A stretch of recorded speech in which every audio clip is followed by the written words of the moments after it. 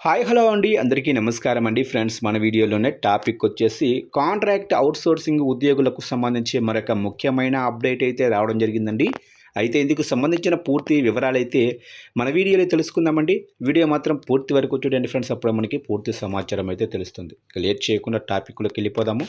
ఇక రాష్ట్ర వ్యాప్తంగా ప్రభుత్వ అవుట్సోర్సింగ్ ఉద్యోగుల సమస్యల పరిష్కారానికి త్వరలో కార్యాచరణ రూపొందిస్తామని ఏపీ ఎన్జీఓస్ అసోసియేషన్ రాష్ట్ర అధ్యక్షుడు అలపర్తి విద్యాసాగర్ స్పష్టం చేశారు.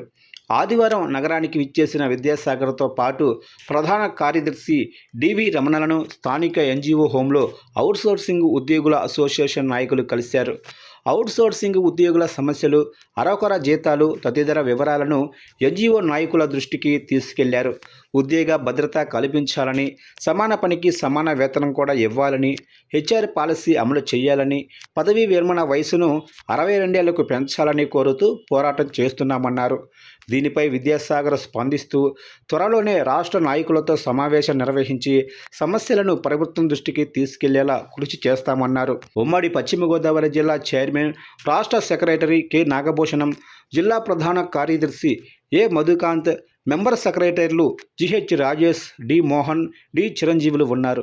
వీరికి ఏపీ ఎన్జీఓస్ రాష్ట్ర ఉపాధ్యక్షుడు ఆర్ఎస్ హరినాథ్, జిల్లా అధ్యక్ష ప్రధాన కార్యదర్శులు చోడగిరి శ్రీనివాస్, అలాగనే నెరుసు రామారావు మద్దతుగా నిలిచారు.